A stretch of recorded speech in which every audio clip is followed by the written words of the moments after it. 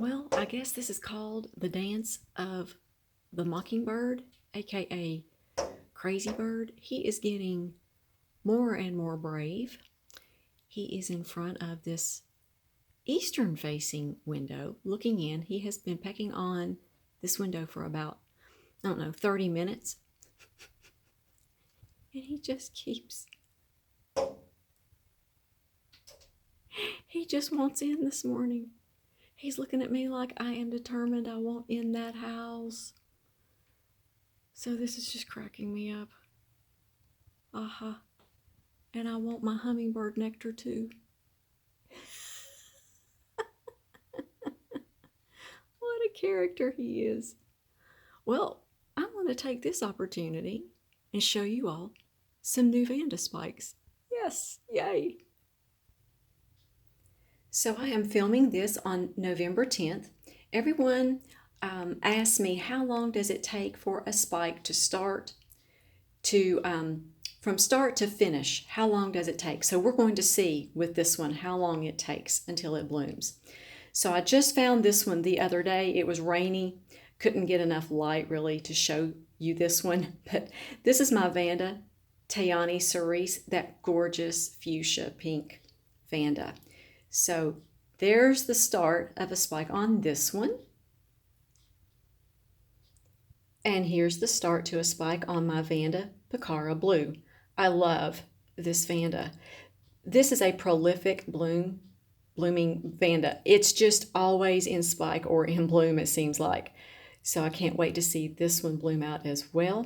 This spike just started, as you see.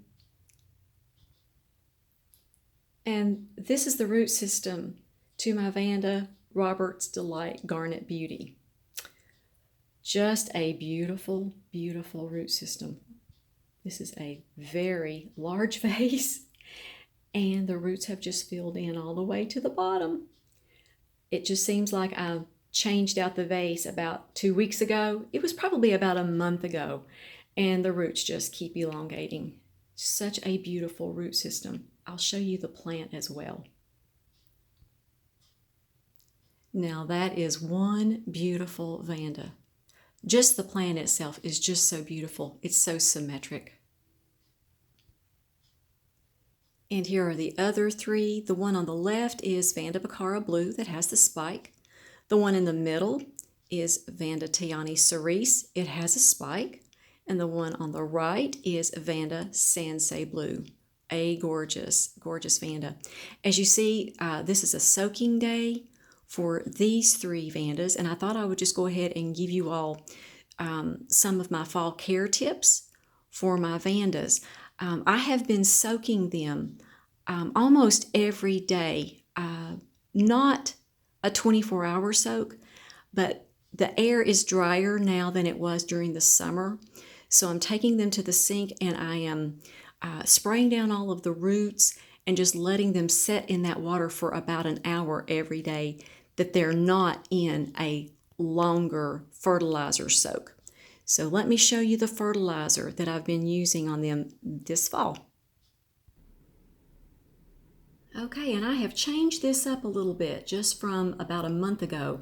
It is late fall now and the fall temperatures have really set in. The outside high temperature today is going to be about 40 degrees, and so that means in my sunroom it's going to be about 68 degrees. So this is what I'm doing. I have actually started adding Epsom garden lime to my water culture orchids. So I'm really excited about that.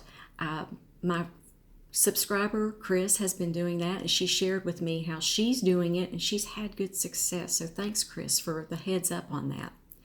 So what I'm doing is I'm dissolving a 1/16 of a teaspoon of Epsom salts, the CalMag, and a pinch, just a few grains of the Epsom garden lime, and I'm going to dissolve that first in water.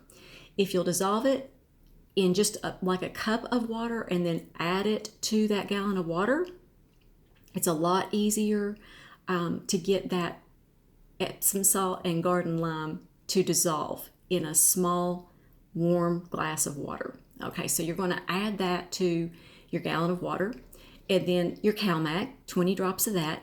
You use your CalMag before you add your Better Grow Orchid Plus. Okay, so then you're going to add that. And then, lastly, you're going to add the seaweed extract, about 25 drops of that per gallon of water. So that's what you've got in 1 gallon of water.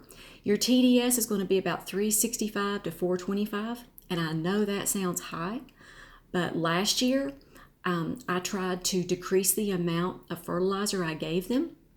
They did not do well.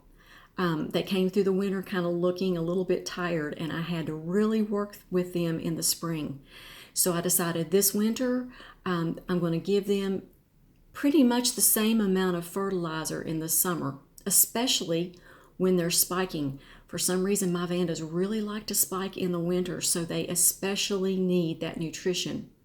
They need all of this to keep that plant healthy. The leaves grow all through the winter, so I've got leaf growth and I've got spike growth right now. So I've got a lot of active growth. Plus, where they are located in my sunroom, they get sunlight practically all day long. So they get lots of light. So that's what I'm doing right now for my Vandas. And what you hear right now is Crazy Bird pecking on my front door. That was the noise that you heard behind you. He is such a character. So I thought I would give you a beautiful autumn backdrop. This is what my area looks like in the fall. It is just so beautiful. So I hope you all have a wonderful day and be highly favored, deeply loved, and greatly blessed. And we'll talk to you all next time.